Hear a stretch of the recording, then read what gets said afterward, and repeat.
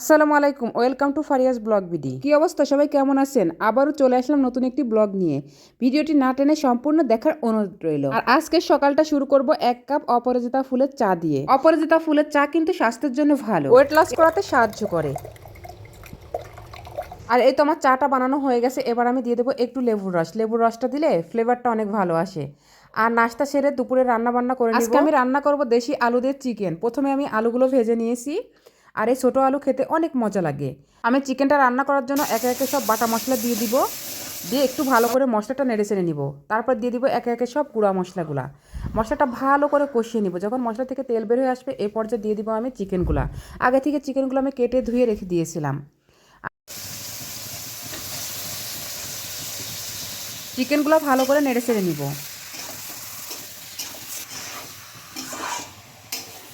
এবার চিকেনের মধ্যে দিয়ে দিব আগে থেকে ভেজে রাখা আলু। তারপর একটু নেড়ে চেড়ে দিব ভালো করে। একটু চিকেনটা আমার প্রায় রান্না হয়ে আসছে। এবার আমি দিয়ে দিব গরম মশলা গুঁড়া। আর এখানে আমি রান্না করব ভুনা খিচুড়ি। আমি এখানে নিয়েছি মুগ ডাল, মসুর ডাল, তেলে নিয়েছি, আর পোলার চাল আর ভাতের চাল। সরিষার তেল দিয়েছি একটা প্যানে। তেলটা গরম হয়ে গেলে কিছু পেঁয়াজ কুচি দিয়ে দিব, একটু নেড়ে চেড়ে দারচিনি দিয়ে দিব, এলাচ দিয়ে দিব, গরম মশলা দিয়ে দিব গোটা জিরা দিয়ে ভালো করে নেড়ে চেড়ে নিব। এবার আমি দিয়ে দিব আদা রসুন বাটা, পেঁয়াজ বাটা দিয়ে ভালো করে নেড়ে চেড়ে নিয়ে একে একে গুঁড়া মশলাগুলো দিয়ে দিব। তারপর দিয়ে দিব স্বাদ মতো লবণ। এবার ভালো করে নেড়ে চেড়ে নিয়ে যখন তেল উপর দিকে উঠে আসবে এ পর্যায়ে দিয়ে দিব আমি আগে থেকে ধুয়ে রাখা চাল ডাল। চাল ডাল ভালো করে একটু নেড়ে চেড়ে নিব।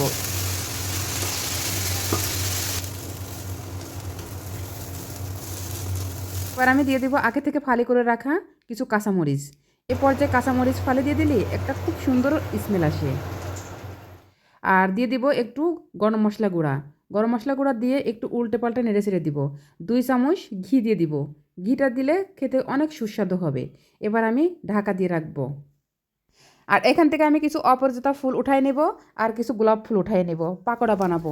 অপরাজিতা ফুলের পাকোড়া খুব মজা লাগে খেতে। আর আমার গাছে দেখছেন কি সুন্দর মিষ্টি কুমড়া ধরছে, কয়েকটা এরকম জালি আসছে। আর বেগুন ভাজি করে নিব খিচুড়ির সঙ্গে। কিন্তু আলু ভর্তা, বেগুন ভাজি খুব মজা লাগে খেতে। আমার তো খুবই পছন্দ। আর যে ঠান্ডা পড়ছে, এরকম খাবার হলে আর কি চাই।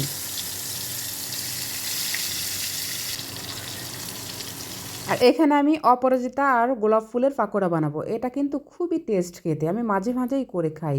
আপনারা একবার হলেও ট্রাই করবেন। আর এই তো আমার খিচুড়ি ভাতটা কিন্তু হয়ে গেছে। ভাতটা খুব ঝরঝরা হয়েছে। আর বিকেলের নাস্তায় ছিল চিতই পিঠা, সরিষা বাটা, আর ধনিয়া পাতা বাটা, কাঁচামরিচ বাটা। ভিডিওটি ভালো লাগলে লাইক, কমেন্ট, শেয়ার দিয়ে পাশে থাকবেন। করতে কিন্তু কেউ ভুলবেন না। আজকের মতো এখানেই শেষ করছি। আল্লাহ হাফেজ। সবাই ভালো থাকবেন, সুস্থ থাকবেন।